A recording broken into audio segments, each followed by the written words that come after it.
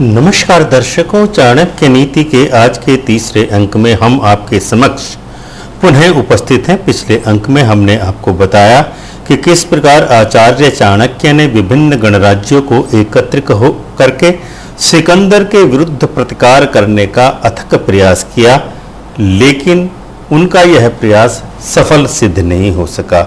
अब आगे अपने इस प्रयास को असफल होता देख करके आचार्य चाणक्य ने फिर भी हिम्मत नहीं हारी और अब तक आचार्य प्रतिकार केवल करने के लिए एक ही मात्र उपाय बचा है, मगध राज्य के राजा धनानंद।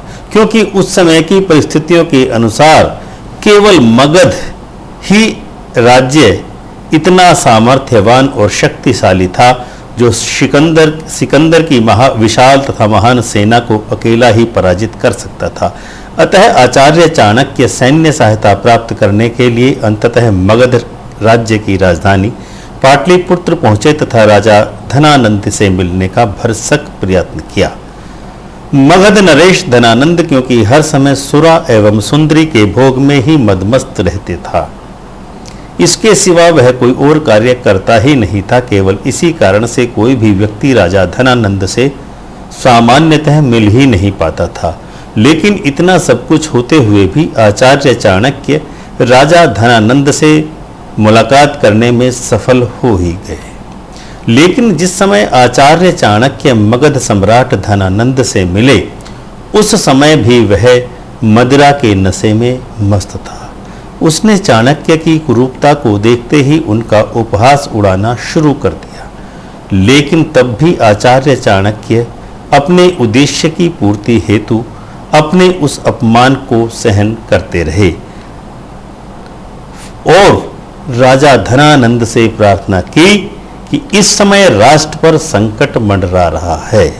सिकंदर नामक एक यवन राजा विभिन्न साम्राज्यों को नष्ट करता हुआ भारत के निकट पहुंच चुका है। तक्षशिला के राजा आंभी कुमार ने उससे दुर्भी संधि भी कर ली है। सिकंदर शीघ्र ही भारत पर आक्रमण करेगा और भारत यवनों के द्वारा पदाक्रांत कर दिया जाएगा। इस समय केवल मगध ही ऐसा राज्य है जो अलेक्जेंडर अर्थात सिकंदर का प्रतिकार कर सकता है। आप तुरंत ही अपनी सेना को आज्ञा दें ताकि आपकी सेना सिकंदर के विरुद्ध प्रयाण कर सके, अन्यथा पूरे देश भारत का सर्वनाश होने से कोई नहीं बचा सकता। लेकिन आचार्य चाणक्य के द्वारा बारंबार समझाने तथा अनुनय विनय करने के बावजूद भी राजा धनानंद पर कोई प्रभाव नहीं पड़ा और धनानंद ने राजा ने अपनी परंपरा भूलते हुए आचार्य चाणक्य को अपने प्रहरियों के द्वारा धक्के देकर के महल से बाहर फेंकवा दिया।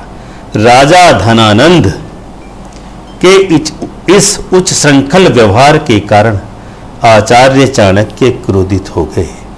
उन्होंने क्रोध में होकर के अपनी शिखा के बंधन को खोल दिया और तभी अत्यंत ही घोर प्रतिज्ञा की कि जब तक ऐसे विलासी राजा और अयोग्य राजा को नष्ट करके किसी अन्य कर्तव्यनिष्ठ और राष्ट्र हितैषी राजा को राजा नहीं बना दूंगा मगध का, तब तक मैं चाणक्य पुत्र चाणक्य अपनी शिखा का बंधन नहीं करूंगा। लेकिन यहां पर कुछ लोगों के मन में शंका उत्पन्न हो सकती है कि अपनी प्रतिज्ञा के बंधन को खोलने की क्यों आवश्यकता महसूस की थी। तो हम आपको यह स्पष्ट कर देना चाहते हैं कि अक्सर होता यह है कि जब भी कोई व्यक्ति अपनी कोई प्रतिज्ञा करता है तो कुछ समय बाद वह अपनी उस प्रतिज्ञा को विस्मृत करना शुरू कर देता है या होने लगती है और अपनी प्रतिज्ञा भूलने से वह व्यक्ति अपने लक्ष्य से भटकने लगता है। अतः किसी भी व्यक्ति को अपनी प्रतिज्ञा स्मरण करने के लिए किसी एक ऐसे प्रतीक का निर्धारण करना पड़ता है जिससे वह अपनी प्रतिज्ञा को सतत स्मरण करता रहे। इसीलिए चाणक्य ने अपनी प्रतिज्ञा करने के साथ ही अपनी शिखा को खोल दिया था ताकि वे अपनी खुली हुई शिखा को देखकर उन्हें अपनी प्रतिज्ञा का स्मरण होता रहे और उन्हें सदैव अपने कर्तव्य का बोध होता रहे, ताकि वे अपने लक्ष्य के प्रति हर क्षण चिंतित रह सके, सोच सके। लेकिन अपनी प्रतिज्ञा करते समय, अपना प्रतीक निर्धारण करते समय बहुत ही सावधानी आचार्य चाणक्य ने बरती थी। उन्होंने तो केवल अपनी शिखा को ही खोला था, क्योंकि इस शिखा को खोलने से उनकी कोई व्यक्तिगत हानि होने वाली नहीं थी। तो आपको अब तक एहसास हो गया होगा कि आचार्य चाणक्य कितने चतुर व्यक्ति थे।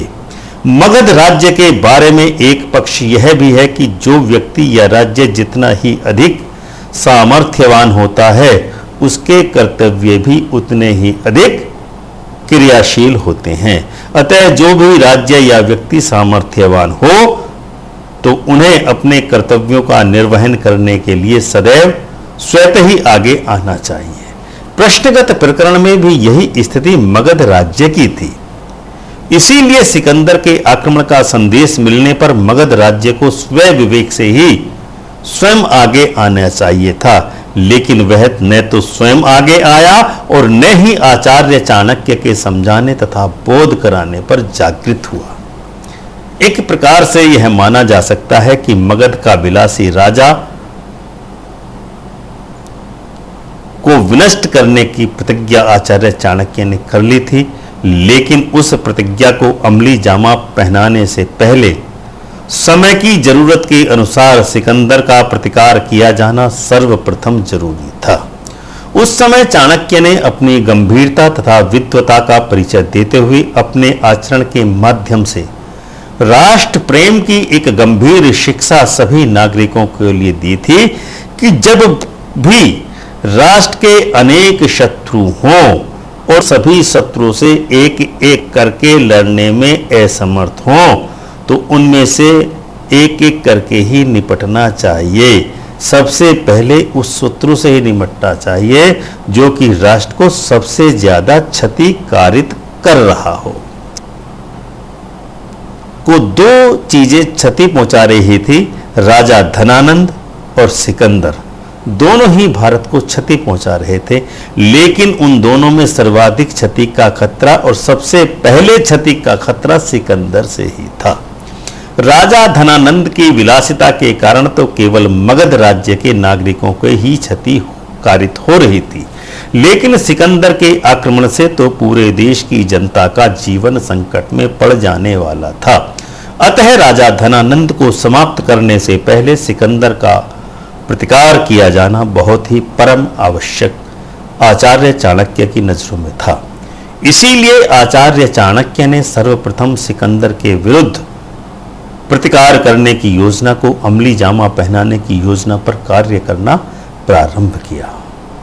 तो दर्शकों, आज के अंक को हम यहीं विराम देते हैं। अगले अंक में हम पुनः मिलेंगे। तब तक के लिए हम आपसे विदा लेते हैं, लेकिन आपसे एक अनुरोध करते हैं कि यदि आपने अभी तक हमारे YouTube चैनल अमृत कलश को सब्सक्राइब न किया हो, तो इसको अवश्य ही सब्सक्राइब कर लें, ताकि हमारी यह श्रृंखला जारी रह सके। और यदि आप हमारे इस कार्यक्रम को हमारे फेसबुक पेज वास्तु ज्ञान पर देख रहे हैं, तो आप हमारे फेसबुक पेज को लाइक एवं शेयर अवश्य ही करें। धन्यवाद। ओम श्री माधवाय नमः।